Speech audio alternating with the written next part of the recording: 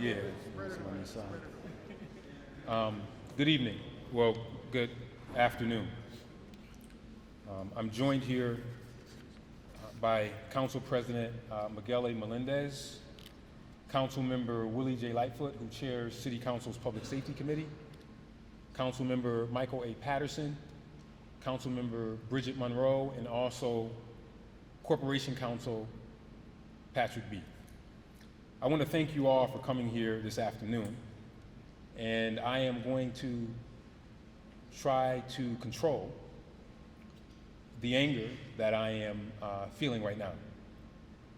I have held many press conferences here sharing my commitment to public safety and talking about the many things we are doing to improve services for the people in Rochester. I am deeply committed to transparency, as you know, and to continuing to build trust between the community and government. So I'm here today to share that I have just learned about an incident that has me deeply concerned. Exactly 2 days ago, I became aware of an incident that occurred on November 30th, in which an individual in the care of EMTs, as you know, we contract our EMT services with a company called AMR, was on the way to the hospital. And for some reason, this individual was made to exit the ambulance on a city street. We learned of this incident from the individual family members. I know many of these members, they are active in the community, who shared that he had passed away from this health emergency that he had called to get help to address. This incident is very concerning to me and my colleagues up here, and I called this news conference for this important reason. First and foremost, city residents deserve top-notch emergency services and healthcare. Ambulance services are vital for our community, and we must learn from this situation. People must do better when caring for city residents. My mother, who's no longer here, has been on ambulances. I was on an ambulance last year. Many of us have had family members who have been on ambulances. Secondly, I was flabbergasted to learn that this incident occurred on November 30th. The person involved passed away from the health issue just before Christmas. And I was not pleased that I was learning about this just now. Here we are in the second week of January. As you know, I have said, transparency is the hallmark of my administration and is a priority for City Council. We will not stand for procedural delays that hold up critical information that must be shared broadly. So earlier this afternoon, I shared this information of this incident with members of City Council, and now I believe that it is important to share it with the community, even though we don't have all of the answers yet. So, in the spirit of transparency, right after this press conference ends, we will release the video footage we have of this incident. What you will see in the video, that footage will show an ambulance stopping on a city street. It shows Rochester police officers being called by EMTs to this ambulance, but it shows a person having trouble breathing and being asked to leave the ambulance and wait on the street.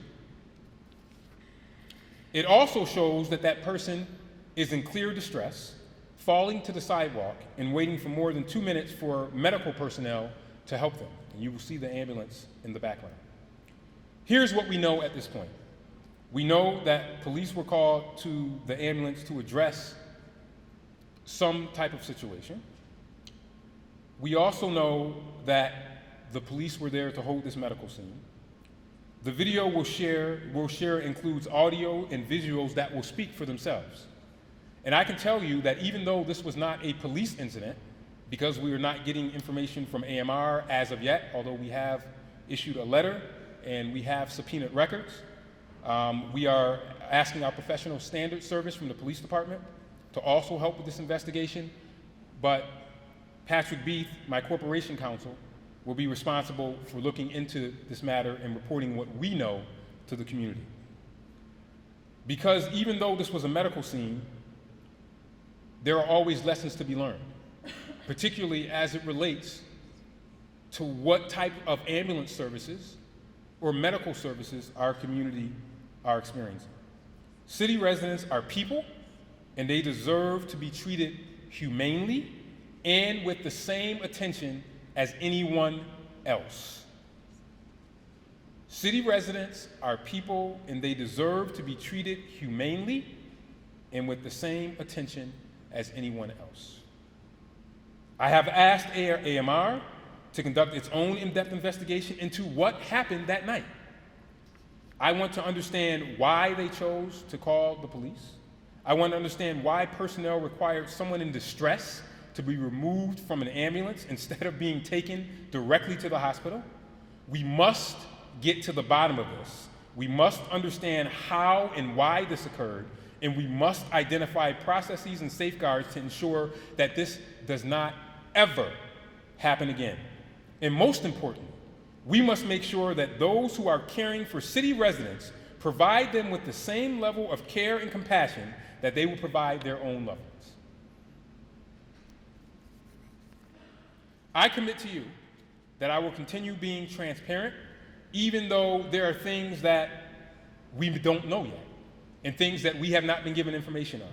It is important that we provide this information.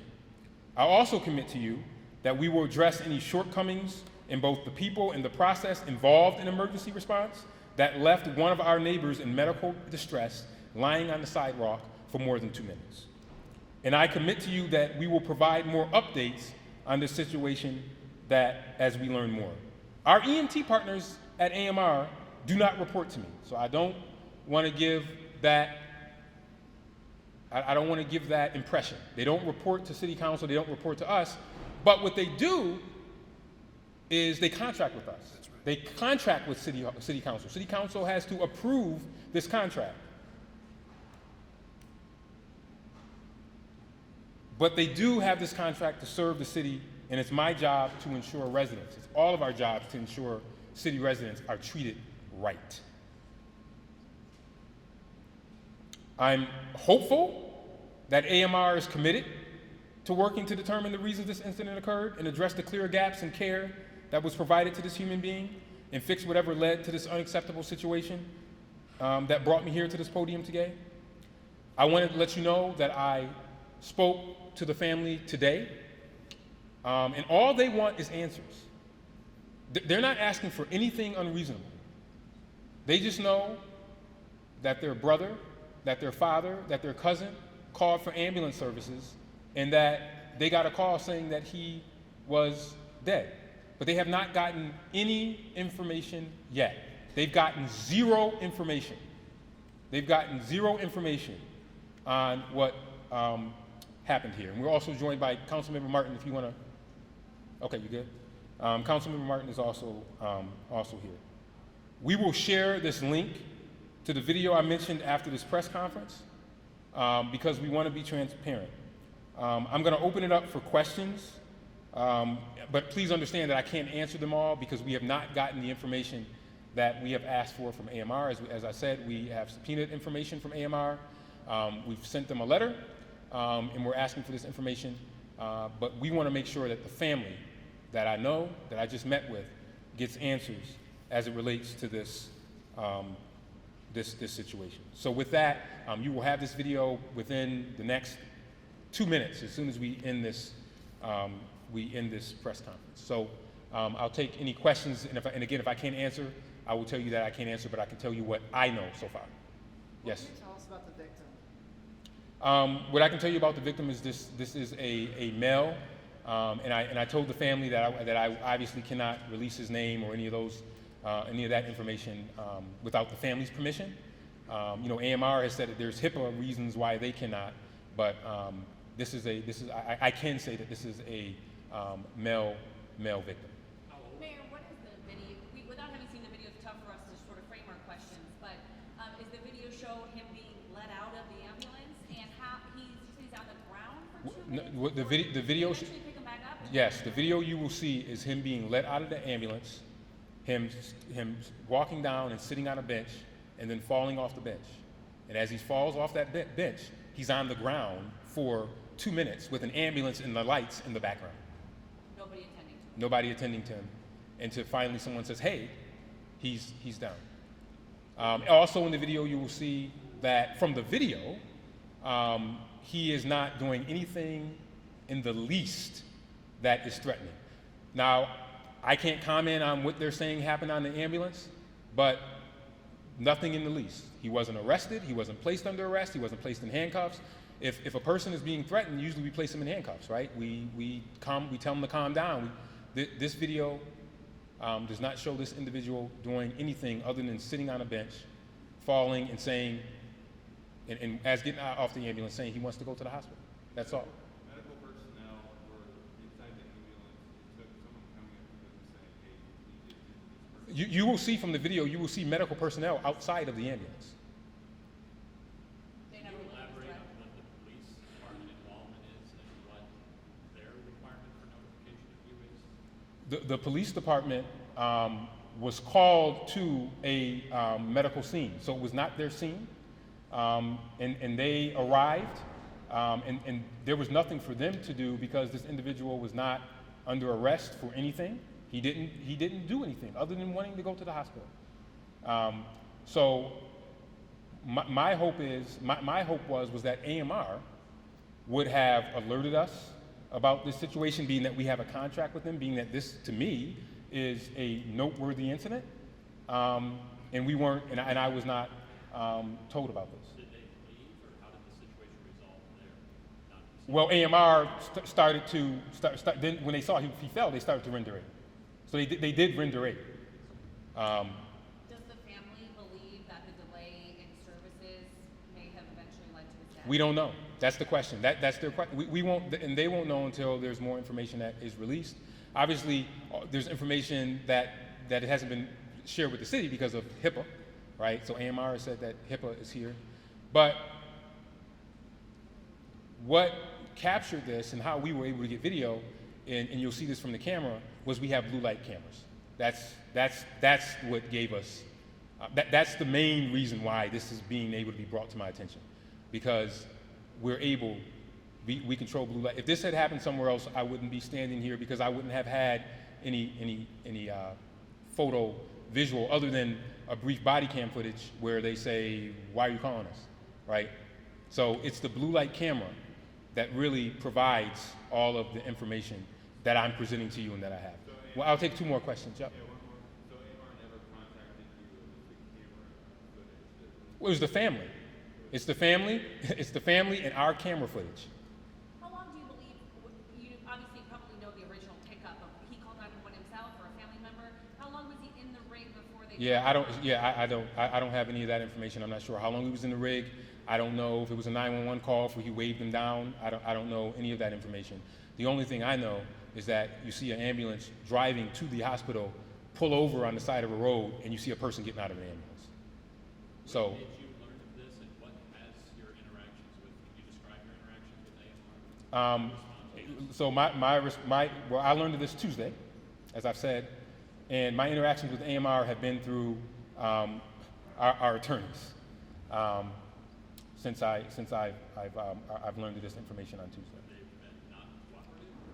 I'm going to say that we're waiting on information. I would say that my hope would be that we would be standing here together, and my hope is that AMR will update the community on what's going to happen to resolve this situation. What's going to happen, just like we do with other incidents that happen in the city. I hope that they will follow that same track in terms of an investigation. You know, when there's a shooting or any of those things, we know that the Attorney General has to be involved, the Police Accountability Board is involved, the Professional Standards Service is involved. So I'm hoping that they have some type of similar process that they will follow. But we will do our own internal investigation because, number one, I have to go to City Council for a contract with AMR. We oversee ambulance services, and as well, it's important to note that they are a vendor, so we have a vested interest in this because our residents use AMR services. So we have to have our own internal, we have to have our own investigation because we have to make sure that something like this doesn't happen again. But more importantly, we still need to get to the bottom of what exactly has happened here. Because all I know is what I just said to you today and what the video that you will see when it's released. But we felt as though, and I'll close by saying, we felt as though when we get information, we have to put it out there. And I could not, in good conscience, know that we have blue light camera of this incident and not put it out there in the public. And that's why we wanted to make sure we put it out there today. So thank you, and we will have more updates as they come along. And I'm sure at some point the family may want to say something, but I assured them that we would not get ahead of them until they were ready to talk about the situation and what happened. Okay, thank you.